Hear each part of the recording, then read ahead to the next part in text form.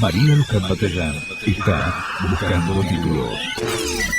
Castro, muy buenas tardes. María Luján Batallán lo saluda. ¿Cómo le va? ¿Qué tal? Buenas tardes. ¿Cómo están ustedes? Encantado. Bueno, encantado. Castro, me gustaría que me contara la manera que puede repercutir, el triunfo, la reelección, en definitiva, de Evo Morales en Bolivia, un país que ha crecido desde la última elección, el mandato ya es por 6 años, alrededor del 52%. El tema de que ha ganado el Frente Amplio, más allá que va a balotaje en Uruguay, las posibilidades que tiene Paraguay en cuanto a las elecciones y en definitiva este marco de una Latinoamérica donde pareciera que quedamos un poco excluidos dentro de lo que es el Mercosur, bueno, más allá de que no es miembro total Venezuela y Argentina siendo dos polos totalmente distintos que el resto de los países que vienen creciendo. Mire, el proceso electoral en Brasil es de importancia fundamental para la Argentina. Esto está relacionado con el significado que tiene Brasil en el sistema mundial en los últimos 10 años. Brasil se ha convertido en la sexta economía del mundo y es el cuarto país del mundo en materia de atracción de la inversión de las empresas transnacionales. Brasil en estos años también se ha transformado en el principal exportador mundial de agroalimentos, empezando por la exportación de carnes, y esto le otorga una relevancia global que va mucho más allá incluso que su importancia en el marco de América del Sur. El dato más importante a tomar en cuenta respecto a la situación brasileña y al vínculo que esta situación tiene con el reciente proceso electoral, sí, es que la economía brasileña se encuentra desde hace 6 años virtualmente estancada, ha dejado de crecer en un sentido estricto. La tasa de crecimiento promedio de los últimos 6 años de la economía de Brasil es 1.1% anual promedio. La tasa de crecimiento este año de la economía brasileña es 0,4%. La tasa de crecimiento potencial de largo plazo, 5 o 10 años de la economía brasileña, es 2% anual o menos. En estas condiciones es que para la Argentina y en general para todos los países de América del Sur, pero en particular para nuestro país, lo que sucede con la economía brasileña y en especial con la demanda de Brasil es de importancia crucial. Por eso es que este resultado electoral que le ha dado el triunfo más ajustado en un proceso de reelección de la presidencia a la presidenta Dilma Rousseff, el proceso electoral más ajustado desde la recuperación de la democracia en Brasil, lo que ocurrió en 1985, es de importancia fundamental para la Argentina porque la cuestión que se transforma este proceso electoral, como lo reconoció la propia presidenta Dilma Rousseff el domingo a la noche en su discurso referido al triunfo de esas elecciones de ese día, el cambio en Brasil es ineludible y sobre este punto hay un acuerdo prácticamente completo entre todos los sectores políticos y todos los grupos de opinión de la sociedad brasileña. Y esto sucede en un país profundamente polarizado y dividido como es hoy Brasil. El cambio es ineludible en Brasil y por lo tanto en este tema, en el tema del cambio de Brasil, hay un interés argentino de forma directa. Claro, ya lo creo que sí. Nosotros, en definitiva, siempre estuvimos bastante atados a la economía brasileña y me parece interesante también lo que dijo Dilma Rousseff en su discurso, que ella escuchó el mensaje de quienes no la votaron y eso lo dicen pocos, hay que tener una entereza también para decirlo. Ojo, que yo escuché lo que me quisieron decir, o sea, porque cuando tienen que gobernar, los presidentes gobiernan para todos, entonces hay que escuchar a los que no la votaron. Los que la votaron ya se sabe que está de acuerdo con uno, pero también hay que escuchar al otro, ¿no? Así es, y al mismo tiempo este discurso de la presidenta Dilma Rousseff, como usted lo señala, lo que parece advertir es el significado de este proceso electoral, porque la presidenta Dilma Rousseff logró una diferencia de más de 10 millones de votos en el nordeste de Brasil, mientras que en el estado de San Pablo, que es el mayor estado brasileño, obtuvo una diferencia en contra de votos, de más de 6 millones de votos que prefirieron al candidato de la oposición, Aécio Neves. Esto indica hasta qué punto la sociedad brasileña se encuentra fragmentada y polarizada de una forma que no ha ocurrido en toda su historia, al menos en todo el proceso de transición democrática que comienza en 1985. Castro, cuénteme un poquito respecto de Bolivia. Bolivia lo digo fundamentalmente porque nosotros ahora se estuvo tratando en el Congreso la ley de hidrocarburos y tengamos en cuenta que es uno de los países más poderosos en esa materia, ¿no? Bueno, Bolivia en los últimos 6 años ha tenido una tasa de crecimiento superior al 5% anual, incluyendo los años de crisis 2007-2008, y al mismo tiempo ha comenzado a recibir inversión extranjera directa en las empresas transnacionales, no solo en materia gasífera y petrolera, sino también en otros rubros de la economía boliviana. En este sentido hay que tomar en cuenta que el Fondo Monetario Internacional estima que la macroeconomía boliviana, en lo que se refiere a la estructura fiscal y al nivel de reservas, la considera una de las macroeconomías más estables y de mayor eficacia en términos de macroequilibrios económicos de toda América Latina. En este sentido es que el presidente Evo Morales ha conseguido un triunfo verdaderamente extraordinario, con más del 60% de los votos en toda Bolivia, incluyendo el más del 56% de los votos de Santa Cruz de la Sierra. Que es el lugar de la gente rica, digamos, para que la gente entienda, ¿no? El lugar de la gente rica en Bolivia es Santa Cruz de la Sierra y lo vota Evo Morales también. Exactamente, y es el mismo sector, Santa Cruz de la Sierra, que fue el principal factor de oposición al presidente Evo Morales en la primera etapa de su gobierno. De su elección. Igualmente, a mí le digo, Castro, de que elogie la economía boliviana, el Fondo Monetario Internacional, a mí ya me da un poquito de escosor, porque digo, ¿cuándo se caen? Porque cada vez que elogian a alguien, acuérdese que a nosotros nos elogiaban en el 2008, mire cómo estamos hoy. Bueno, ciertamente la observación que usted realiza es pertinente, pero el dato es el hecho es que responde a datos reales de crecimiento de la economía boliviana y el hecho de que Bolivia ha aprovechado evidentemente estos años de boom de las materias primas para los países de América del Sur, que les ha permitido a todos los países de América del Sur tener la mejor década de crecimiento económico de los últimos 100 años. Claro.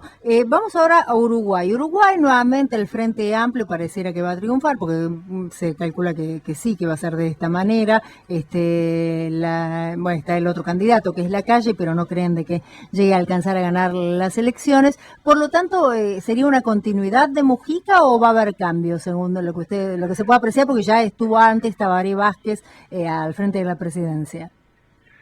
Mire, Uruguay es un país de consenso. Y uno de los elementos fundamentales del actual consenso uruguayo es el reconocimiento que realizan todos los partidos políticos de Uruguay, incluyendo el Partido Nacional de Luis Lacalle Pou y el Partido Colorado de Pedro Bordaberry, sobre el carácter históricamente positivo que han tenido las transformaciones que ha realizado en la economía y en la sociedad del país el gobierno del Frente Amplio en los últimos 10 años. Durante los gobiernos de Tabaré Vázquez primero y de José Mujica después. Por eso este resultado electoral del 47% que obtuvo la fórmula del Frente Amplio, Tabaré Vázquez, Raúl Sendic, frente al 31% que logró la fórmula del Partido Nacional Blanco, encabezada por Luis Lacalle Pou, y el 13% que obtuvo a su vez el Partido Colorado con Pedro Bordaberry, no hay que considerarlo como una manifestación de la debilidad de la oposición en Uruguay, porque tanto Lacalle Pou como Pedro Bordaberry no se han presentado como opositores a las transformaciones realizadas por el gobierno del Frente Amplio, sino al contrario, se han asumido como propias estas transformaciones y en todo caso se han propuesto realizarlas y continuarlas y profundizarlas con un estilo político diferente al que llevó a cabo el gobierno del Frente Amplio con Tabaré Vázquez y José Mujica. Ujú. Castro, por otra parte, no puedo dejar de preguntarle por algo que es preocupante que está sucediendo en México y tiene que ver con la desaparición de los 43 jóvenes estudiantes y que esto está haciendo que, en definitiva, haya marchas permanentemente. Bueno, hubo una marcha, si no me equivoco, en la Plaza del Zócalo que fue muy, pero muy grande, donde participaron miles y miles de personas. ¿Y cómo puede ser de que haya, bueno, que estos chicos que se encontraron de repente habían ido, creo que sí, de excursión, en el medio de una protesta, hayan desaparecido y que nadie sepa de ellos? Están buscándolos por todos lados, en fosas, en basureros. Se ha desmentido que en las fosas donde había cuerpos que pertenecieran a estos chicos. Realmente esto es terrible lo que ha sucedido en un país que sé que en materia de seguridad y tienen grave problema con el narcotráfico, están bastante complicados, ¿no? Absolutamente, es así como usted lo señala, en el sentido de que el nivel de violencia en México es uno de los más elevados de América Latina y en realidad uno de los más altos del mundo. Y ahí el narcotráfico y en general el crimen organizado cumple un papel fundamental en este nivel de violencia. En realidad, en un sentido estricto, el gobierno mexicano, del Estado mexicano, ahora con el presidente Peña Nieto a la cabeza, lleva en lo que en términos estrictos puede considerarse como un conflicto de baja intensidad contra el narcotráfico y el crimen organizado. Y por eso es que se producen episodios extremadamente trágicos como el que usted señala y que ya son parte, en cierta forma, de la vida cotidiana de un país que al mismo tiempo está llevando a cabo una extraordinaria transformación económica con una capacidad de atracción de la inversión de las empresas internacionales que es insuperable en el contexto de América Latina. Claro, pensando que es un país que tiene frontera con Estados Unidos, digamos, si en Colombia pudieron, llegaron las tropas estadounidenses para terminar con el narcotráfico, ¿qué es lo que pasa que no hay aceptación de parte de México de que las tropas estadounidenses ingresen para la lucha contra el narcotráfico en México? Esa hipótesis habría que descartarla de antemano. Uh-huh. La idea de que haya una intervención militar de los Estados Unidos en México, incluso para ayudar al gobierno y al Estado mexicano en su lucha contra el narcotráfico, uh-huh, es un no concepto. Para México, su soberanía, sobre todo referida frente a los Estados Unidos, es una cuestión vital que hace su identidad nacional. Claro. Tenga en cuenta usted de que México en el siglo XIX perdió más del 30% de su territorio de entonces en manos del ejército norteamericano, claro, en la guerra de 1847. Claro, por eso digo, ¿no? Qué increíble el tener esas ganas de decir, bueno, lo sostengo, ¿no? Lo sostengo como ideología y más allá de que muchos quieran de México pasarse a los Estados Unidos, es como tener un país muy fuerte, sobre todo porque nunca faltan las ganas de los Estados Unidos de intervenir en materia de cualquier cosa, a ver qué tajada pueden sacar. Esa es mi opinión y me hago cargo de lo que digo, ¿no? Entonces digo, qué increíble que estando al lado, sin embargo, un país que se resiste a la injerencia de ese país. Absolutamente. El rechazo a la injerencia norteamericana, sobre todo y especialmente en términos militares, es algo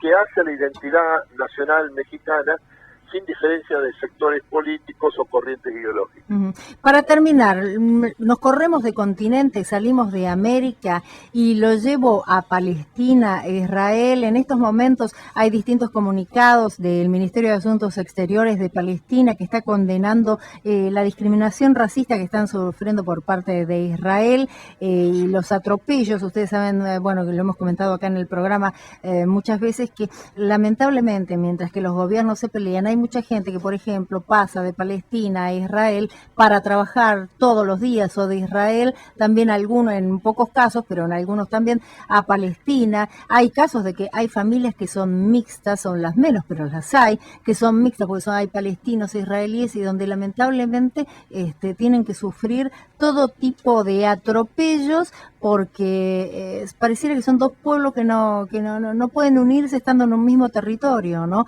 Brevemente, díganme cómo ve la situación de acá para el futuro entre lo que es el territorio Palestina-Israel. Mire, el conflicto entre israelíes y palestinos es insoluble en términos de creación de dos estados territoriales nacionales, respetuosos de la soberanía uno del otro y colocados con fronteras comunes. Por la razón siguiente: para las dos partes en pugnas, israelíes y palestinos, la tierra en que se asienta el otro pueblo es considerada históricamente como propia. Por eso es que lo que las dos partes reclaman es algo que es imposible de otorgar incluso en medio de una negociación, por el hecho de que en Cisjordania, en la zona de actualmente bajo la autoridad palestina, hay más de 600.000 colonos judíos que no hay forma alguna que regresen a las fronteras previas de 1967. A su vez, del lado israelí, el 20% de la población israelí son palestinos, los denominados árabes israelíes. Esto hace que no haya posibilidad alguna de encontrar una salida en términos territoriales nacionales en el conflicto entre israelíes y palestinos. Desde ya, Castro, le agradezco muchísimo que nos haya acompañado y nos haya explicado todas estas cosas que nos quedan siempre dudas y que no sabemos. Gracias. Hasta luego, un gusto. María Luján Batallán está buscando títulos.